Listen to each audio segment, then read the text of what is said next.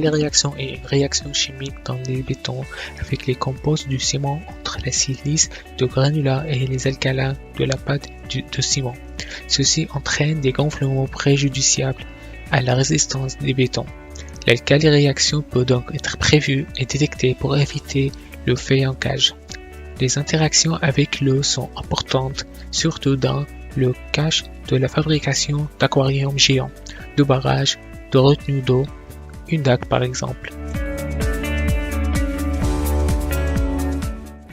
L'origine de la silice réaction provient des granulats réactifs de SiE2 avec un gonflement suite à leur attaque pour les hydroxydes alcalins présents dans le béton, KOH et NaOH, produisant un gel hygroscopique de silicate de sodium et de potassium. La réaction alcali-silice est une pathologie. Elle est causée par une réaction chimique interne au béton entre la silice amorphe ou mal cristallisée contenue dans le granulat et les ions de la solution interstitielle, ce qui est traduit par des déplacements et déformations des structures, voire des chutes des caractéristiques mécaniques. Pour que la réaction alcali-silice se développe, il est impératif d'avoir des alcalins comme sodium et potassium, des granulats réactifs et de l'eau. Des variations de l'humidité relative extérieure et de la température entraînent des mouvements d'ions et des différences de concentration dans le matériau. La réaction produit un gel sec qui évolue au cours du temps à un gel mouillé. L'endommagement de la réaction alcali-silice est le résultat de 4 réactions séquentielles. Le modèle proposé par Nielsen et al. Permet de prendre en compte l'effet de l'eau sur la réaction et les gonflements observés. Il relie l'importance des gonflements à l'humidité relative dans les pores. Pour un matériau donné, les gonflements sont directement corrélés à la variation de masse. Plus elle est élevée et plus les gonflements sont importants. De plus, l'historique de l'apport d'eau a une grande influence sur les gonflements obtenus. La prédiction des gonflements implique donc la connaissance de l'état hydrique du matériau. Notre objectif est de définir une modélisation qui relie quantité d'eau disponible localement dans le matériau à la cinétique et à l'amplitude du gonflement libre engendré par la réaction alcali-silice.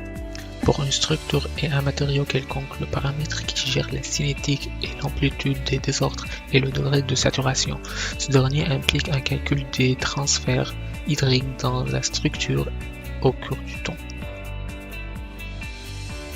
On pourrait prendre pour exemple le barrage de Chambon qui a été affecté d'une réaction alcali-silice. Les travaux sur ce barrage ont été effectués sur 3 grandes phases. La première phase consiste à alléger la pression à l'intérieur du béton en enlevant les fines tranches de matière sur les 40 mètres supérieurs du barrage. Pour cela, on va scier le barrage à l'aide de câbles diamantés. Ensuite, on va consolider la partie supérieure du barrage. Pour cela, on mettra en place 315 tirants précontraints. On installe un vérin que l'on met sur les tirants et le vérin vient tirer sur les câbles. Et une fois en tension, on repousse l'ensemble des bordages qui viennent coincer les câbles et après on retendra les câbles et les câbles reviendront à leur position initiale. C'est ce qui met en pression le béton. Enfin, côté lac, on mettra en place une espace de gaine de carbone qui va recouvrir l'ensemble. On met ensuite une membrane d'étanchéité pour assurer la bonne étanchéité du barrage. Bien sûr, pour effectuer ces travaux, on prendra en compte les contraintes suivantes.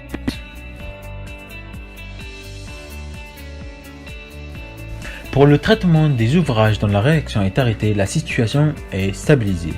Elle est similaire au traitement d'un ouvrage dont certains éléments sont endommagés dus au vieillissement de matériaux, au choc ou au séisme, auquel on veut rendre toute ou partie de son aptitude au service de sa durabilité. Selon l'état de fissuration dans lequel sont les éléments atteints, il sera nécessaire de mener une étude de portance en configuration dégradée afin de justifier un éventuel renforcement local ou global de la structure. La méthode de traitement des ouvrages dans l'état de gonflement est évolutive et est inspirée des méthodes d'analyse de risque. On peut définir le développement du gonflement interne comme étant l'aléa qui, avec la vulnérabilité de la structure, sont l'issue de la criticité. Sachant que l'enjeu est lié aux conséquences de l'aléa, le niveau de traitement dépendra de l'enjeu et de la criticité.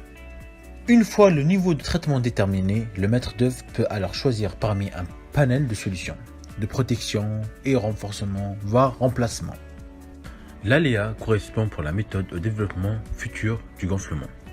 Pour déterminer cela, nous allons réaliser des éprouvettes carottées qui seront reconstituées à partir des éléments du dossier d'ouvrage. Ensuite, on mettra ces éprouvettes face à des situations d'inconvénience différentes, comme hausse d'humidité à plus de 85% ou de température, afin d'identifier les dégâts pouvant être engendrés à long terme dans cette structure, son aptitude au service et plus essentiellement dans notre cas, sa durabilité. Nous avons ainsi effectué en TP des analyses de suivi de poids de l'allongement de plusieurs éprouvettes en fonction du temps d'étuvage comme présenté dans le tableau suivant. Malgré la présence de plusieurs méthodes de réparation des structures endommagées par la réaction de gonflement interne du béton, il n'existe actuellement aucune méthodologie de traitement suffisamment efficace pour réparer de manière durable.